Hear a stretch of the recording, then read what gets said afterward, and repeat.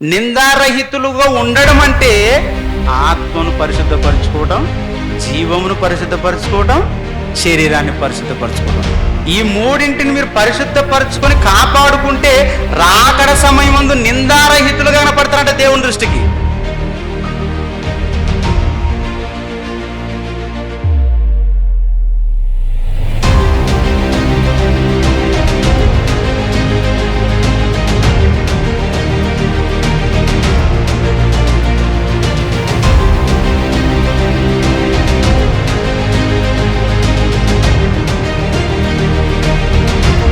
ఆధారాలు చూపించడం వరకు అవసరం లేదు.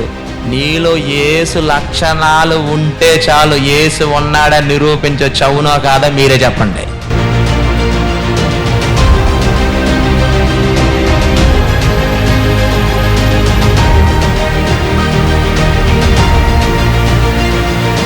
ఆదాం అనగానే అందరు ఎలా పరిచయం చేస్తూ వచ్చారంటే, ఆదాం అంటే పాపం చేశాడు, ఆయన పాపం చేయటం వల్ల అందరికి పాపం వచ్చేసింది, ఆయన పాపం చేయటం వల్ల పాపం వచ్చేసింది, ఇలా మాట్లాడుతూ ఆయన ఏదో పెద్ద దోషిలాగా నిలబెడుతున్నారు. కానీ దేవుడు మాత్రం మొట్టమొదట భూలోకములోనికి ఆయనను ప్రవేశపెట్టాడంటే, సాదాసీదా వ్యక్తి అయితే ఎలా ప్రవేశపెడతాడు?